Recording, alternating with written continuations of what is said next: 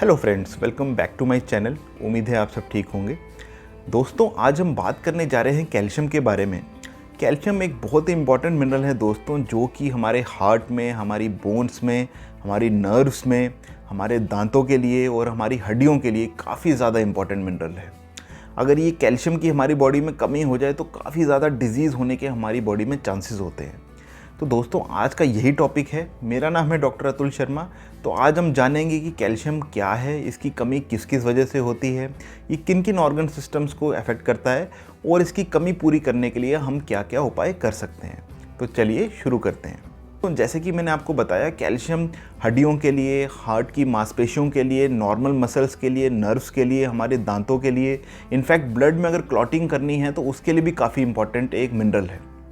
अगर कैल्शियम की कमी हो जाए तो यही सारे ऑर्गन सिस्टम्स हमारे अफेक्ट होते हैं और इन्हीं के कारण हमें काफ़ी बीमारियों का सामना करना पड़ता है।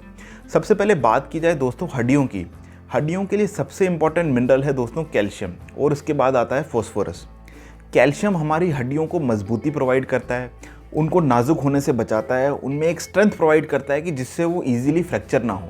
आप में से काफ़ी लोगों ने बचपन में काफ़ी बड़े लोगों को ये कहते हुए सुना होगा कि इसको कैल्शियम वाली चीज़ें दो, बच्चों को कैल्शियम वाली चीज़ें ज़्यादा देनी चाहिए, या दूध ज़्यादा देना चाहिए, या दही ज़्यादा देना चाहिए। तो उसके पीछे जो मेन कंसेप्ट है दोस्तों यही है, क्योंकि ग्रोइंग एज में कैल्शियम की रिक्वायरमेंट बहुत ज़्यादा होती है, क्योंकि हड्डियाँ ग्रो कर रही होती हैं बच्चों की। तो उस केस में हम कैल्शियम सप्लीमेंटेशन, जो बड़े लोग हैं या जो पहले के लोग हैं वो एडवाइस करते थे कि कैल्शियम आप ज़्यादा दें, जिससे कि बच्चे की हड्डियाँ जो है मजबूत रहें। अगर बात की जाए दोस्तों नर्व्स की, तो नर्व्स के लिए भी कैल्शियम बहुत इंपॉर्टेंट मिनरल है। अगर कैल्शियम की कमी हो जाएगी तो नर्व्स बहुत जल्दी एक्साइट होने लगती हैं। दूसरे नंबर पे दोस्तों आता है नर्व्स और मसल्स की कंट्रैक्शन के लिए। अगर कैल्शियम की कमी हो जाए तो काफ़ी लोगों को क्रैम्प्स पड़ते हैं, कई लोगों को टिंगलिंग और नमनेस की सेंसेशन होती है पाँव में या हाथों में, तो वो सब कैल्शियम डेफिशिएंसी के भी सिम्टम्स हैं। इसके अलावा हार्ट की कंट्रैक्शन के लिए, हार्ट की जो मसल्स हैं उनकी कंट्रैक्शन के लिए भी दोस्तों कैल्शियम एक बहुत इंपॉर्टेंट मिनरल है।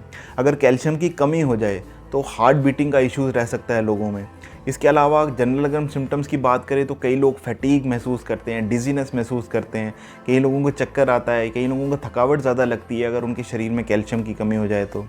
दांतों की ब्रिटलनेस भी, अगर कैल्शियम कम हो जाए हमारी बॉडी में तो दांत भी काफ़ी ब्रिटल हो सकते हैं।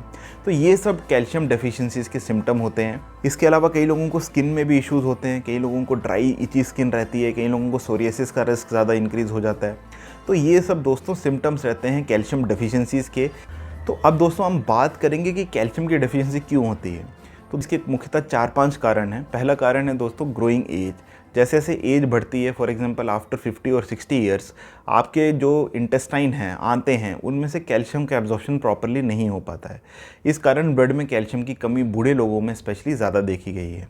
दूसरी चीज़ है इनएडिकेट डाइट। दोस्तों, अगर आप काफ़ी टाइम से, लंबे टाइम से अगर आप कैल्शियम रिच वाली जो फूड सोर्सेज हैं, अगर आप उनकी कंजम्पशन नहीं कर रहे हैं किसी भी वजह से, तो उस केस में भी आपकी शरीर में कैल्शियम की डेफिशिएंसी हो सकती है।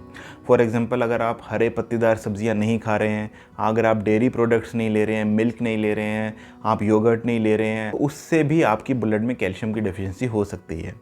उसके बाद दोस्तों आते हैं जेनेटिक फैक्टर्स। कभी कभी हमारे जीन्स कुछ ऐसे प्रोग्राम होते हैं कि वो प्रॉपरली कैल्शियम को मेंटेन नहीं कर पाते हैं ब्लड में, उस कारण भी कैल्शियम डेफिशिएंसी देखी गई है, लेकिन यूजुअली वो बचपन से ही हमें दिखने लगता है। कभी कभी कुछ मेडिकेशंस हैं दोस्तों, जैसे कि स्टीरॉइड्स अगर हो गए, अगर आप थायराइड की मेडिसिन अननेसेसरी या हाई डोज में ले रहे हैं, उस केस में भी कैल्शियम की डेफिशिएंसी आपको हो सकती है।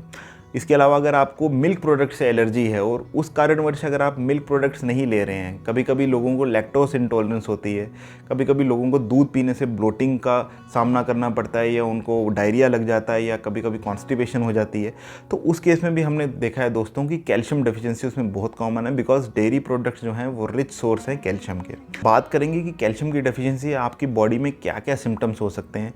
सबसे पहले अगर आप कॉमन सिम्टम की बात करें तो आपको वीकनेस रहेगी, आपको कुछ काम करने का मन नहीं करेगा, किसी काम में भी दिल नहीं लगेगा, आपको डिजीनेस हो सकती है, फेंटनेस लग सकती है। इसके अलावा दोस्तों आपको मसल क्रैम्प्स, आपकी मांसपेशियों में खिंचाव लगना या जल्दी से क्रैम्प्स पड़ना, ये भी कैल्शियम डेफिशिएंसी की कॉमन प्रेजेंटेशन है। बिकॉज मैंने जैसे आपको पहले बताया कि कैल्शियम हमारी मांसपेशियों के लिए भी बहुत इंपॉर्टेंट है।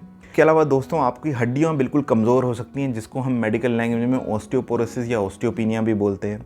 ऑस्टियोपोरोसिस होने के कारण आपकी हड्डियों की जो स्ट्रेंथ है वो बिल्कुल कमज़ोर हो जाती है। आपकी हड्डियाँ एक तरीके से सिकुड़ जाती हैं। उस केस में क्या होगा कि आपको हल्की चोट लगने पे भी, फॉर एग्जांपल अगर आप खड़े हैं और अगर आप उस टाइम गिर जाते हैं या ज़रा सी ठोकर से आपकी हड्डियों में फ्रैक्चर हो जाता है, तो वो एक कॉमन सिम्टम है कि आपकी हड्डियाँ कमज़ोर हैं और उनमें ऑस्टियोपोरोसिस है। तो वो कैल्शियम डेफिशिएंसी में ये भी एक प्रेजेंटिंग सिम्टम होता है ऑस्टियोपोरोसिस का।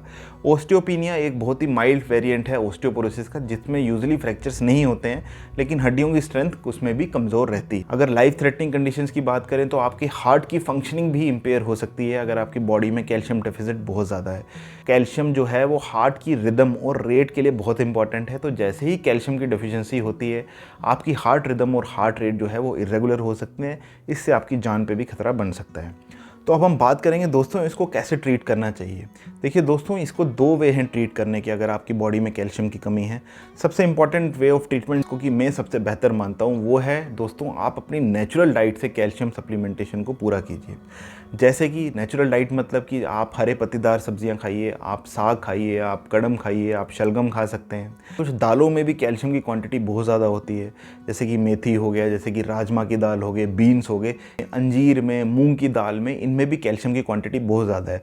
तो अगर आप हफ्ते में 2 या 3 बार भी इन दालों को कंज्यूम करते हैं तो ऑलमोस्ट आपके पूरे वीक का कैल्शियम रिक्वायरमेंट इन दालों से पूरा हो सकता है। सबसे ज़्यादा कैल्शियम दोस्तों ग्रीन लीफी वेजिटेबल्स में होता है। 100 ग्राम साग अगर आप खा रहे हैं तो उससे आपके 2-3 दिन की कैल्शियम की रिक्वायरमेंट आराम से पूरा हो सकती है। 2 ग्राम साग में लगभग 2000 से 3000 मिलीग्राम कैल्शियम होता है और हमारी बॉडी को कम से कम 500 मिलीग्राम कैल्शियम की डेली रिक्वायरमेंट होती है। तो अगर आप ये सब ग्रीन लीफी वेजिटेबल्स खाएंगे तो आपकी बॉडी में कैल्शियम रिक्वायरमेंट आराम से पूरी हो सकती है। इसके अलावा अगर आप डेयरी प्रोडक्ट्स भी अपनी डाइट में रेगुलरली कंज्यूम कर रहे हैं, फॉर एग्जांपल अगर आप 2 से 3 बार 1 गिलास दूध ले रहे हैं या 2-3 कटोरी आप दही खा रहे हैं, योगर्ट खा रहे हैं या चीज़ खा रहे हैं, तो उससे भी आपकी बॉडी में कैल्शियम की रिक्वायरमेंट, डेली रिक्वायरमेंट आराम से पूरी हो सकती है। आपको अलग से कैल्शियम सप्लीमेंटेशन लेने की कोई ज़रूरत नहीं है। लेकिन हाँ दोस्तों, कुछ पेशेंट्स में हमने ये देखा है कि वो ग्रीन लीफी वेजिटेबल्स उनको खाने से ब्लोटिंग होती है या उनको डेयरी प्रोडक्ट्स कंज्यूम करने से लैक्टोज इंटॉलरेंस होने के कारण उनके शरीर में ब्लोटिंग होती है और उसको कंज्यूम नहीं कर पाते। तो उस केस में हम कैल्शियम सप्लीमेंटेशन टेबलेट के फॉर्म में रिकमेंड करते हैं। टेबलेट के फॉर्म में यूजुअली 500 to 1000 मिलीग्राम कैल्शियम से ज़्यादा हम नहीं रेकमेंड करते हैं पर डे, बिकॉज ये काफ़ी स्टडीज़ में देखा गया दोस्तों कि कैल्शियम की टेबलेट एक्सेसिव अमाउंट में लेने से आपके हार्ट पे बैड इफेक्ट पड़ता है। आपको हार्ट अटैक और स्ट्रोक के चांसेस ज़्यादा बढ़ जाते हैं और आपकी आर्टरीज़ में और वेन्स में काफ़ी ज़्यादा क्लॉटिंग होने लगती है। तो इसलिए हम बोलते हैं कि 500 से 1000 मिलीग्राम यानी कि 1 या 2 टेबलेट कैल्शियम आपको उससे ज़्यादा नहीं लेना चाहिए। कुछ एक्सेप्शनल केसेस होते हैं, कुछ जेनेटिक केसेस होते हैं, कुछ और मेडिकल केसेस होते हैं जिसमें कैल्शियम की टेबलेट हम ज़्यादा अमाउंट में देते हैं बिकॉज उनको एब्जॉर्प्शन का इशू होता है। लेकिन अगर मैं नॉर्मल एक सिंपल पेशेंट के लिए बात करूँ जिसको कि कुछ और प्रॉब्लम नहीं है, तो 500 to 1000 मिलीग्राम कैल्शियम की टेबलेट आप डेली ले सकते हैं। तो दोस्तों, उम्मीद है मेरी इस वीडियो से आपको कैल्शियम से रिलेटेड क्वेरीज़ काफ़ी ज़्यादा सॉल्व हो गई होंगी।